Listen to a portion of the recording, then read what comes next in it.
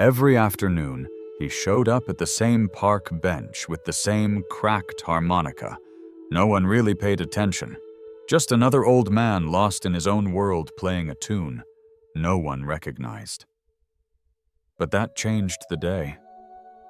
A little boy stopped, listened, and started crying. "That's the song my dad listens to when he's scared," the boy said, his voice shaking.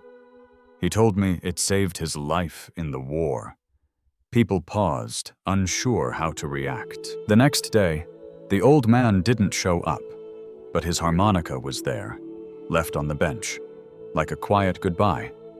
And then the black SUVs arrived.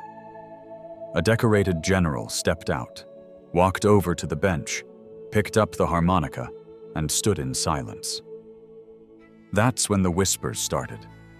That's when the town realized they'd ignored a man whose quiet song carried decades of pain, memory, and sacrifice. If this story moves you, don't just scroll past, like, share, and subscribe. Help us keep these untold voices alive, one story at a time. Every afternoon, without fail, he showed up at the same old park bench, third one, down from the war memorial just past the oak tree, with the rusted plaque. He always came at exactly 4:30 p.m., not 4:15, not 4:45, always on time. He wore the same oversized army coat, faded green with a missing button near the collar, and boots so worn the leather flaked like dry paint. No one knew his name. No one ever asked. He brought with him one thing, an old harmonica. It wasn't shiny like the ones in music stores. It was bent, dented on one side, and had initials carved faintly into the metal. J.C. No one knew what they stood for. When he played, he didn't look up. He'd close his eyes, lean back slightly, and let the notes spill out, soft, steady, haunting. Not cheerful, not jazzy. It was the kind of melody that felt like something lost long ago, echoing from a memory nobody talked about. The kids called him the Ghost Guy or Captain Sad. Some teens snickered as they passed. Others tossed coins out of pity. He never took them, just kept playing. Never missed a day, rain, wind, even snow. He'd be there hunched against the cold, blowing that same slow tune, like it was keeping something alive inside him, but no one listened closely. Not yet. It was a Tuesday when something changed. The old man had been playing for maybe 5 minutes when a little boy, no more than 7, stopped right in front of him. His mother, distracted by her phone, didn't notice at first.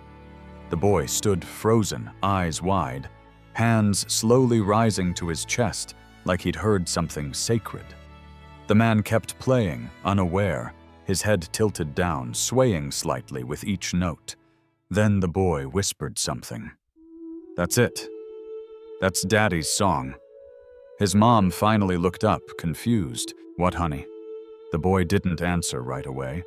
He just stared at the man with the harmonica eyes welling up. "That's the song that makes Daddy stop screaming at night," he said softly. "The one from the war." Now people started to notice a couple on a nearby bench turned. A jogger slowed down. The old man kept playing, same rhythm, same breath, but the boy's words had cut through the noise of the park like a siren. The mother kneeled, grabbed her son gently. "You sure?" He nodded quickly. "Every night when Daddy gets scared, he plays that song on his phone. He says it's from someone who saved him."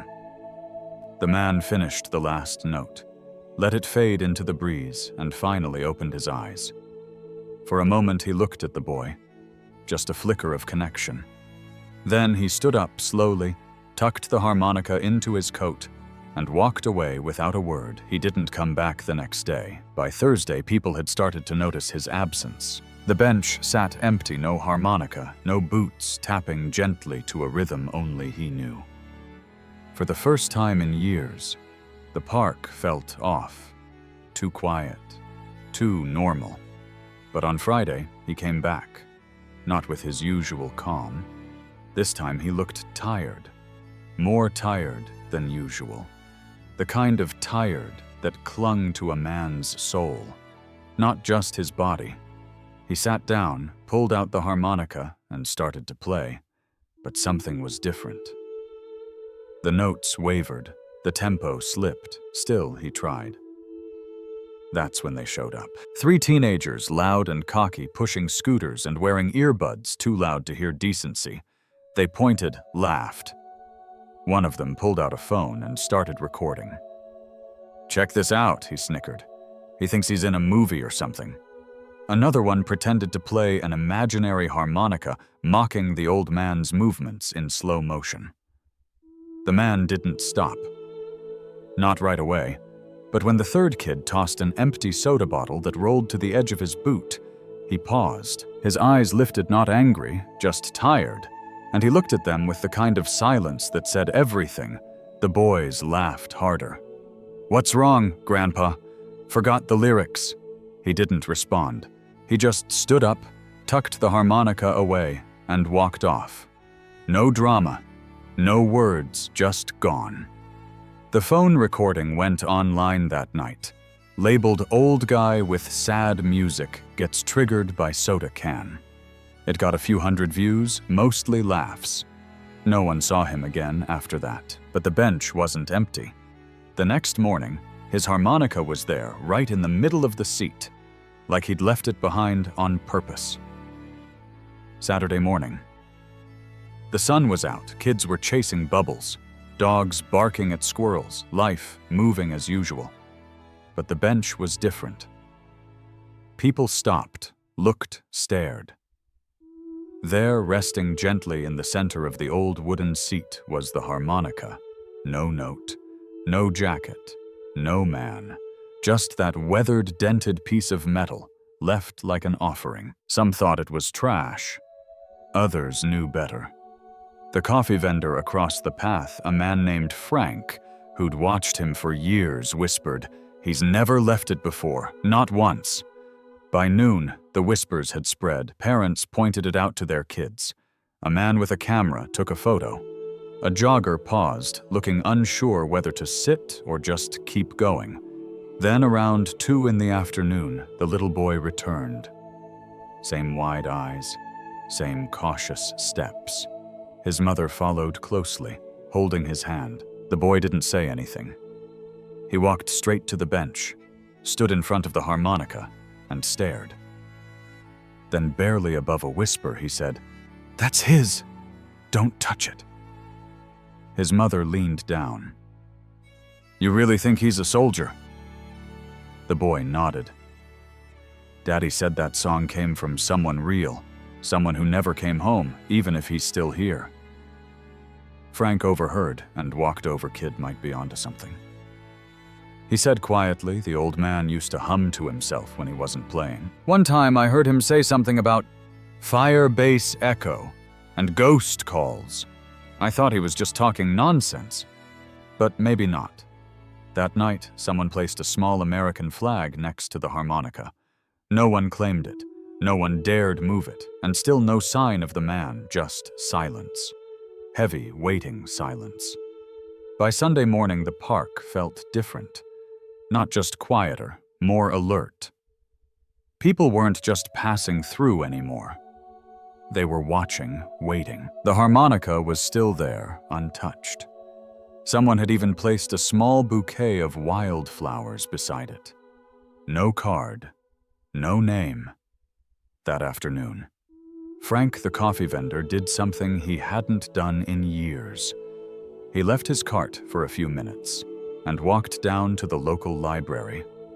He found a young woman at the reference desk, showed her a blurry photo on his phone. "You ever seen him?" he asked. "Old guy harmonica, always wears an army coat." She frowned. "He comes in twice a month, always borrows war books, especially Vietnam. I thought he was just researching for a novel or something." Frank shook his head. That man's not writing fiction. Meanwhile, online, something strange started happening. The soda can video meant to mock him had started attracting new comments. Not laughs this time, not jokes. People were asking, "Wait, does anyone know who he is? Others shared stories. One man wrote, "He gave me his seat on the bus during a panic attack and told me to breathe like we used to in the field. I thought he was just being nice. Now, I'm not so sure."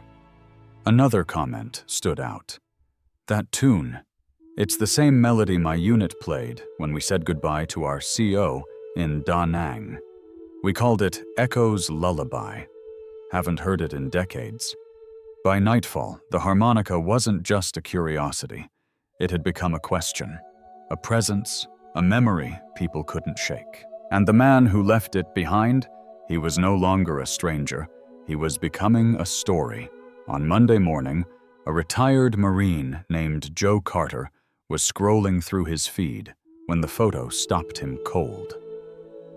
It was a shot of the bench, same harmonica, same jacket, same man, and something in his gut told him it wasn't just a coincidence. He walked to his garage, opened an old footlocker, and pulled out a dusty photo album he hadn't touched in over 20 years. Inside, page after page of faces long gone, until one image made his hands shake. Vietnam, 1971. 12 men standing in front of a medevac chopper. In the center was a younger version of that same old man, smiling faintly. Harmonica hanging from his chest pocket. His name was Staff Sergeant Jack Callahan, Delta Force, decorated forgotten. Carter scanned the photo, posted it online with a short caption. "He saved my life. Twice. Don't let people laugh at him." The post went viral in hours. Veterans began to comment. One wrote, "He pulled me out of a crater after an ambush outside Quang Tri." Another said, "I heard that exact tune during my medevac. I thought it was in my head." By nightfall, the harmonica wasn't just an old man's habit anymore. It was a code, a memory, a song. Only certain hearts remembered. Local news picked up the story, calling him the unknown hero of the park. But even as his story spread, no one could find Jack. No address, no phone, no VA records. It was like he had chosen to vanish. But now the silence he'd lived in for years was being broken, not by him, but by the people who once owed him their lives. Saturday came again, same time, same bench, but this time something was different. It started with silence, an eerie kind that settled over the park like a blanket. The birds stopped singing. Conversations faded. People turned their heads, drawn by the low hum of engines. Then came the black SUVs, 4 of them gliding slowly down the park path, like something out of a movie. They stopped beside the bench, engines still running, doors still closed, nobody moved. And then the driver's door opened. A man in full dress uniform stepped out, rows of ribbons across his chest, a silver star pinned above his heart. He walked with purpose, but not with rush.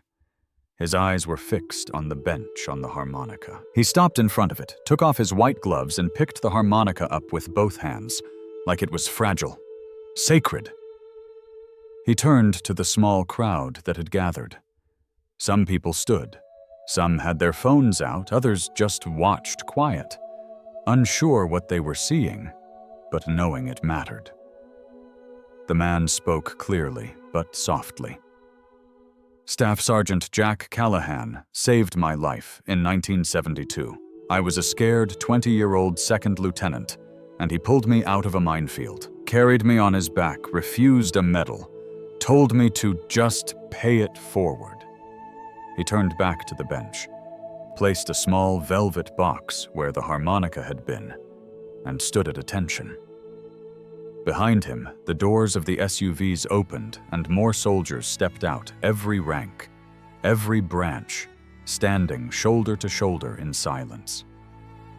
No orders, no music. Just respect. For the man who never asked for it but deserved it more than anyone else. Word spread fast. By evening, the video of the military convoy at the park had already reached hundreds of thousands of views, no voiceover, no music. Just a slow, quiet shot of soldiers surrounding a bench and a single harmonica placed gently in a box. The comments poured in, but not like before. No jokes, no memes, just stories and apologies. Among the viewers were the 3 teenagers who had mocked him just days earlier. One of them. Tyler watched the clip in his bedroom with the sound off and a pit in his stomach. He remembered how the old man had looked at them. Not with anger, not even disappointment, just tired. And he hadn't understood it then. Now he did. Tyler didn't say anything to his friends. He just walked back to the park that night, no camera, no crowd, just him standing in front of the empty bench. The flag was still there, and so was the velvet box. He sat down, stared at the spot where the old man used to sit. For a long time, he said nothing. Then, without a word, he pulled his phone out, found the original mocking video, and deleted it. He paused for a moment, then opened his notes app and typed a single sentence. I didn't know who he was. I'm sorry. He posted it under the original viral video. It didn't go viral. No one shared it. But the comments under his apology were different. Veterans replied. Widows replied. People who had lost someone, and people who didn't want to forget the park, stayed quiet that night. But something had shifted. Not in the air, in the people. Jack never asked anyone to remember him, but they were starting to remember anyway. Sunday evening, the sun was low, casting long shadows across the park. The bench was still there, untouched. The harmonica was gone, but in its place now stood a small bronze plaque. No ceremony, no ribbon. Just 5 simple words etched into metal. For Jack. He never asked. Around 5 o'clock, people began to gather. No one had called for it, but they came anyway. Veterans, locals, strangers, young kids in scout uniforms, old men in faded caps with pins that said VFW and Vietnam Vet. No signs, no speeches, just people. At 5:15, someone stepped forward. A man in his 70s, gray hair pulled back in a ponytail, wearing an old airborne patch on his sleeve. He reached into his coat and pulled out a harmonica, held it in both hands for a moment, then brought it to his lips. The first note was shaky, like his breath couldn't quite find the rhythm. Then came the second, then the third. The tune was slow, soft, familiar. Others followed. One by one, a small circle of harmonicas joined in. Some played in tune, some were off, some just mimicked what they remembered. But none of it mattered. It wasn't a concert. It was memory turned into sound. People stood still. Phones lowered, heads bowed. A few tears, but no sobbing. It was quieter than silence, and in that moment it felt like Jack was there again.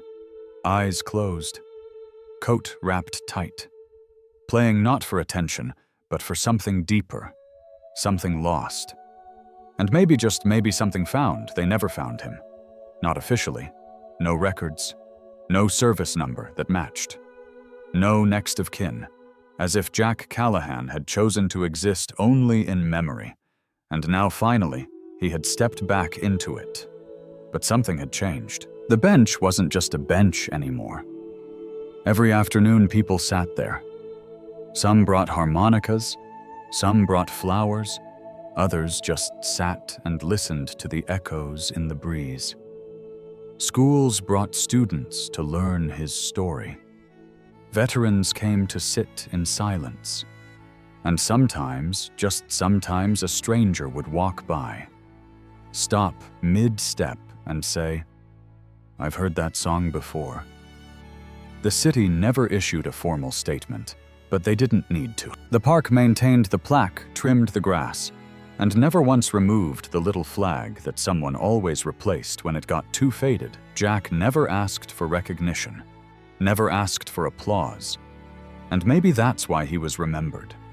Because in a world that moves fast and forgets even faster, there was something sacred about a man who chose silence over spectacle, who chose a melody over a medal, who saved lives, then disappeared into the background like he was never there. But now he is, in every note, every quiet moment, every story whispered on a bench where an old man once sat, coat wrapped tight, playing the same sad song, until the world finally paused to hear it and listened. Thank you for staying with us until the end of this story. At Endless Stories, we believe that some stories don't need to be loud to be heard. They just need someone to listen with an open heart and a quiet moment. If this story moved you, inspired you, or reminded you of someone you care about, please consider liking this video, sharing it with someone who needs to hear it, and subscribing to our channel. Because every view, every share, every comment helps keep these quiet voices alive. One story at a time.